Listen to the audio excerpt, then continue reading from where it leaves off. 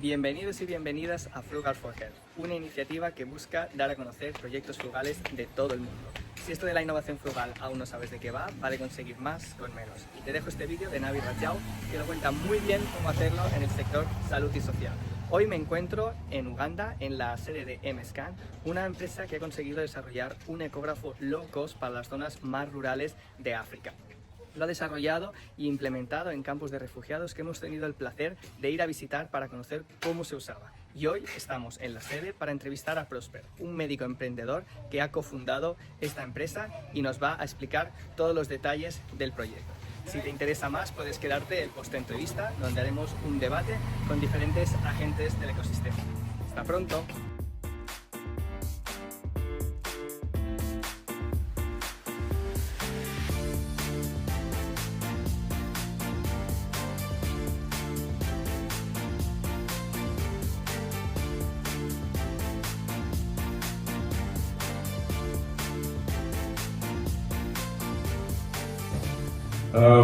Well, my name is Prosper Ahimbisibwe. I'm a medical doctor by profession, but I'm also a co-founder at Hemos, Uganda, and also co-CEO. At Hemos, Uganda, we develop and deploy portable, low-cost mobile ultrasound probes that only you need to connect to a tablet or a laptop or a phone. And you're able to, to do ultrasound anywhere you want to go. So instead of having the big ultrasound machines that are bulky, very expensive, that can be maneuvered in rural settings where the need for antenatal ultrasound is greatest, this is able to do the work that is needed. And we're seeing the bulk of mothers dying from complications that could be detected earlier on with antenatal ultrasound. And the challenge was the big machines, as I said previously, were bulky and were not doing the work that needed to be done. So we came up right out of medical school, with a low-cost mobile ultrasound solution, as simple as this.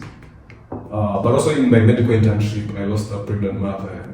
She had placenta previa, which is, in simple terms, the placenta is in front of the baby. And because she had been referred from a clinic, that didn't have ultrasound, this wasn't detected, and she delayed in the referral system. So by the time she came to us, she had bled profusely, and there isn't much that we could do to save her life.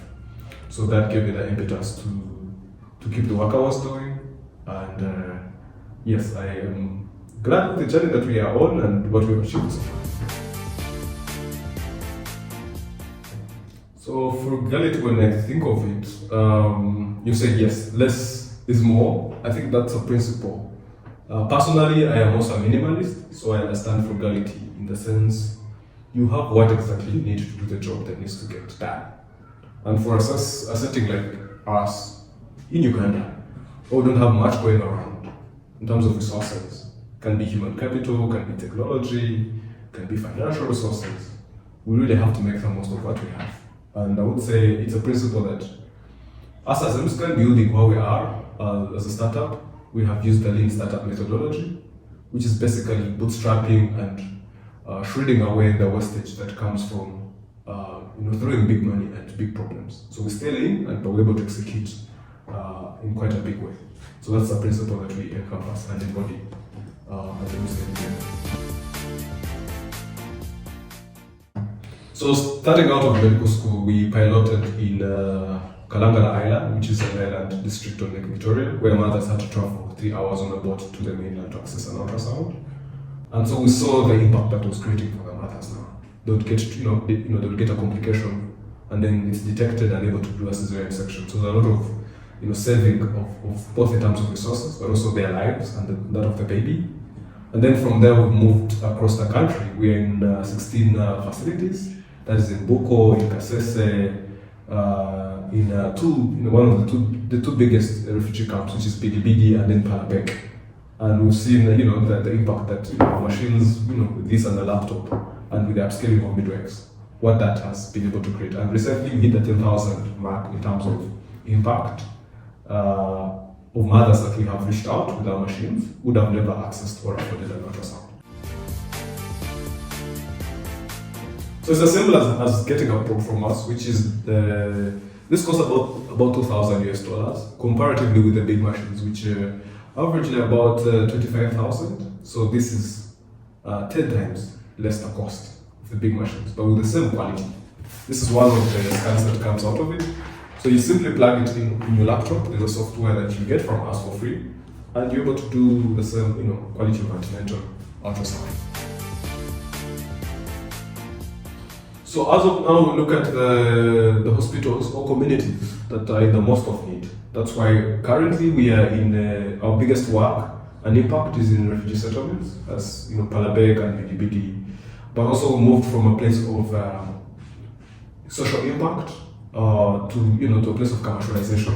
We've gotten a lot of interest from clinics that are love our product and what it can do for them. So mostly they're mid-sized clinics, and we're able to sell these machines as a direct sale of $2,000 or at least more, where we share revenue with the clinic when the mother pays for a scan. And it's impressive that our scans are the most competitively priced in the market at about $5. So per scan we get $2.5 from the mother. And the clinic makes money, the mother gets scanned, and we get paid. And we're able to sustain ourselves as a startup. On the commercial side, we are a hybrid entity with a for-profit arm that leases out these machines but also sells them so that we can sustain ourselves and the impact we're doing. And the dream from partnerships with Johnson & Johnson, who are one of the biggest pharmaceutical companies in the world, is to move to a place where we are making enough from the profits, and that's going to be able to subsidize for some of the machines, or even better, we can use some of our profits to actually donate some of our machines. We're also thinking of scaling our impact in refugee settlements in Western Rwanda that are close to the DRC border. And these are places that are underserved, that are vulnerable, and will quite be able to join us on this journey to make sure that any mother anywhere, no matter their socioeconomic status, can be able to access quality antenatal care. So on the impact side, the profit is in serving mothers. The profit is not economic. So we have whatever resources we get a laptop that we procure, we get an M-scan machine that we manufacture ourselves, and then we upscale a midwife. So it is, and sometimes we also have to provide a solar unit because most of these places are off the grid. So it's a mobile ultrasound unit that has 4 components. And we've demonstrated over and over that if you have a machine and we have a laptop and an experienced midwife and a solar unit, this keeps running and the numbers are crazy. The numbers are great and crazy. And so at a package of about $4,800 for a mobile ultrasound unit, as mentioned, you're able to provide this care and sustain it anywhere, in any village on the African continent, especially for those who need it. I'm going to use a brief example of Uganda. 73% of the population lives in the rural setting. And when you leave Kampala, which is the capital city, which has electricity, people can access ultrasounds from the big conventional machines. In the rural areas, because of the rural infrastructure, because of the cost of acquiring these big machines, and the lack of access to electricity, mothers go to their 4th pregnancy without actually ever having an antenatal ultrasound. We did a survey in Mubende in 2017 where, it being the 3rd largest district in Uganda, only had 3 ultrasound machines in its public healthcare facilities. And the bulk of mothers attend the public healthcare facilities because of the cost that's involved in the private, and also the distance.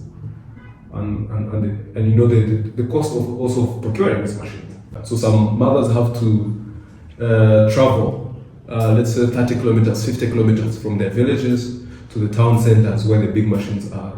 And they need an ambulance because they are gravid, and sometimes they are close to giving birth.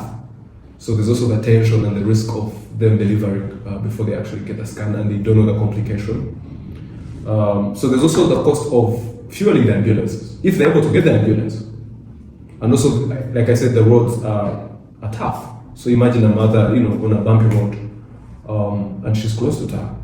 So this is a complex of factors that puts them at risk of very, negative outcomes of childbirth, and both the mother and the baby could be lost. So EMSCAN being in those spaces where they actually are and picking those risk factors earlier on and aiding the clinician, or it can be the midwife, can be a medical doctor, to be able to make that decision and do the intervention, and serves a lot in terms of both the mother and the baby, but also the resources that sometimes are unavailable. You'd be surprised also in Canada, these developed nations, that also they have rural, communities that also cannot access the traditional, hospital facilities that also EMSCAN is relevant. So South Asia, the use cases are there, and we are committed to reaching out to everyone. Well, I'm glad we hit all the tenets of what you'd call frugality in healthcare innovation, and the major ones are being simple, being reusable or sustainable in the green economy sense, but also being horizontal in that our machines are able to access, are they accessed by all markets, be it, let's say, an urban setting, also a rural setting. So first we are simple, we hit, it's just a probe that you need and a laptop. And with this, you can carry this in your pocket, in your backpack. And you're able to, with gel and this and a laptop, you're good to go. So it's as simple as that, instead of having a big bulky machine that you will need a car or something. Then the second tenet, we're able to, when the laptop we don't make, so any laptop can work. Our plastic is actually that encompasses the machine, is made from recycled plastic. Through different models, our machines are leveraging on their portability, their low cost, and their high power efficiency, able to be used in resource limited settings like remote healthcare facilities, mountainous areas. I've mentioned we are in island districts in Uganda, but also we also serve peri-urban clinics around cities that cannot afford the big machines. So we really, at the heart of what we do, is equitable distribution of healthcare. Yeah, thank you for this interview. I'm proud to share our impact, and thank you for the opportunity also to speak of the work we do. Looking forward to how this progresses. Pues dejamos atrás las oficinas de EMSCAN. Ha sido súper interesante poder entrevistar a Prosper y también poder visitar el proyecto en el campo de refugiados. Estamos súper agradecidos y si tenéis un poco más de energía os dejamos con un debate post-entrevista. ¡Hasta pronto!